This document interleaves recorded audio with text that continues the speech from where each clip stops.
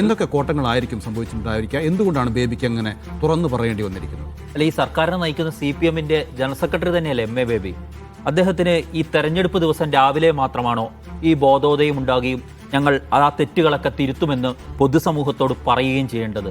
അങ്ങനെ ഒരു തെറ്റുകൾ ഉണ്ടെങ്കിൽ ആ തെറ്റ് തിരുത്തിക്കൊണ്ട് വേണ്ടിയിരുന്നേ തെരഞ്ഞെടുപ്പ് രംഗത്തേക്ക് ആ പാർട്ടിയെ അദ്ദേഹം കൊണ്ടുപോകാൻ.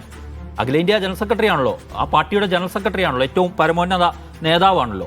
അങ്ങനെ ആ പരമോന്നത നേതാവിന് തെരഞ്ഞെടുപ്പ് ദിവസം വോട്ട് ചെയ്യാൻ വേണ്ടി പോളിംഗ് ബൂത്തിന്റെ പടിവാതിക്കൽ ചെന്ന് നിൽക്കുമ്പോഴുണ്ടാകുന്ന ബോധോദയമാണോ? ബോധപൂർവമല്ലാത്തതാവാം, ബോധപൂർവമല്ലാത്തതായ തെറ്റുകൾ ഉണ്ടായിട്ടുണ്ട്. അത് ആ തെറ്റുകളുടെ ആഴം ചെറുതായിരുന്നു.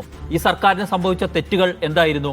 ഈ സർക്കാരിന് സംഭവിച്ച തെറ്റുകൾ എന്ന് പറയുന്നത് ഇടതുപക്ഷത്തിന്റെ രാഷ്ട്രീയ ബോധത്തെ പോലും ഉൾക്കൊള്ളാൻ കഴിയാത്ത തെറ്റുകൾ ഈ സർക്കാരിന് സംഭവിച്ചിട്ടുണ്ട്. അപ്പോഴൊന്നും തിരുത്തൽ ശക്തി അല്ലായിരുന്നു ഈ MA ബേബി. ഇന്ന് തെരഞ്ഞെടുപ്പ് ദിവസം മാത്രം തോന്നുന്ന ഇത്തരം ബോധോദയങ്ങളിൽ വലിയ കാര്യമൊന്നും ഉണ്ടെന്ന് തോന്നുന്നില്ല. അതോ ഞാൻ വലിയ മഹാത്മാവും ബാക്കി എല്ലാവർക്കും പിഴവ് പറ്റുന്നതുമാണ് എന്ന് അദ്ദേഹത്തിന് സ്വയം തോന്നിയതിൽ നിന്നും വന്നതാണോ എന്ന സംശയമാണ് എനിക്ക് അത് കേട്ടപ്പോൾ ആദ്യം തന്നെ തോന്നിയത്. അജിംസ്, ഈ ഒരു സർക്കാരിൻ്റെ കാലത്ത് കുറേ കോട്ടങ്ങൾ ഉണ്ടാകുന്നു. അതെല്ലാം അടുത്ത സർക്കാരിൻ്റെ കാലത്തല്ലല്ലോ തിരുത്തേണ്ടത്. ആ സർക്കാരിൻ്റെ കാലത്ത് തന്നെ തിരുത്തണ്ടേ? അത് ബോധപൂർവമായ തെറ്റുകളല്ല, ഇത് അബോധപൂർവമായ തെറ്റുകൾ എന്നാണല്ലോ അദ്ദേഹം പറഞ്ഞത്. അതായത് പിഴവുകൾ മാധ്യമങ്ങളും ജനങ്ങളും ചൂണ്ടിക്കാട്ടി, അത് ഞങ്ങൾക്ക് പറ്റിയ തെറ്റുകൾ ബോധപൂർവം ഞങ്ങൾ ചെയ്തതല്ല, ഞങ്ങളത് അടുത്ത പ്രാവശ്യം തിരുത്തുമെന്നാണ് അദ്ദേഹം പറയുന്നത്. എന്താണ് മാധ്യമങ്ങൾ ചൂണ്ടിക്കാട്ടിയ തെറ്റുകൾ? ഈ രണ്ട് സർക്കാരുകൾ, കഴിഞ്ഞുപോയ രണ്ട് സർക്കാരുകൾ, ഒന്നാം പിണറായി വിജയൻ സർക്കാരിൽ ഏറ്റവും തുടക്കത്തിൽ ആദ്യത്തെ 2 വർഷത്തിൽ ആ സർക്കാർ കേട്ട ഏറ്റവും വലിയ പഴി ആഭ്യന്തര വകുപ്പിനെ കുറിച്ചാണ്.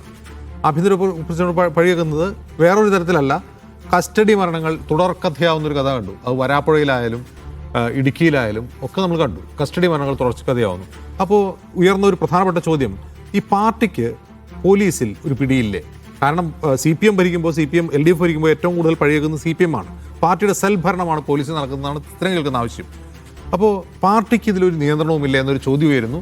അപ്പോൾ പാർട്ടി അല്ല നിയന്ത്രിക്കുന്നത്. മുഖ്യമന്ത്രി തന്നെ പലവട്ടം ക്ലാരിറ്റി വരുത്തിയിട്ടുണ്ട്, ഞങ്ങൾ പോലീസിൻ്റെ സ്വാതന്ത്ര്യത്തിൽ ഇടപെടുന്നില്ല, പോലീസിനെ സ്വതന്ത്രമാക്കി വിട്ടേക്കുകയാണെന്നാണ് പറയുന്നത്. പിന്നെ നമ്മൾ തൊട്ടുടനെ കാണുന്നത്, മുഖ്യമന്ത്രിയുടെ ഈ സർട്ടിഫിക്കറ്റ് കിട്ടിയ ഉടനെ കാണുന്നത് മാവോയിസ്റ്റ് വേട്ടയാണ്. മാവോയിസ്റ്റുകളെ വെടിവെച്ച് കൊല്ലുന്നു. അതൊരു ഇടതു നയമല്ല എന്ന് പറഞ്ഞത് മാധ്യമങ്ങളല്ല, അതേ മുന്നണിയിലെ പാർട്ടിയായ CPI ആണ്. ഒരിടത്തല്ല, രണ്ടിടത്ത്. അപ്പോൾ CPI ആണ് ചൂണ്ടിക്കാട്ടുന്നത്. അത് പിശകാണ് എന്ന് MA ബേബി അംഗീകരിച്ചിട്ടുണ്ടോ? മറ്റൊരു കാര്യം, വയനാടടക്കം 3 അല്ലേ? 3 CP റഷീദ് ഉൾപ്പെടെ. മൂന്നാമത്തെ കാര്യം, UAPAയുടെ വിവേചനരഹിതമായ ഉപയോഗമാണ്. UAP എന്ന നിയമത്തിനെതിരെ പാർലമെന്റിൽ അതിശക്തമായി പോരാടിയ CPM അതൊരു പ്രശ്നമായിട്ട് പോലും കാണുന്നില്ല എന്ന് മാത്രമല്ല, മുഖ്യമന്ത്രി UAPA ചാർത്തപ്പെട്ട് ജയിലിലാക്കപ്പെട്ട 2 യുവാക്കളെ പറ്റി മുഖ്യമന്ത്രി പിണറായി വിജയൻ എഴുതി തയ്യാറാക്കി നൽകിയ മറുപടി പറഞ്ഞെന്താ? അവർ ചായ കുടിക്കാൻ പോയതിനല്ല അറസ്റ്റ് ചെയ്തെന്നാണ്. ആ തെറ്റ് തിരുത്തിയിട്ടുണ്ട്. അത് അബോധപൂർവമായ തെറ്റായിരുന്നോ? അല്ല.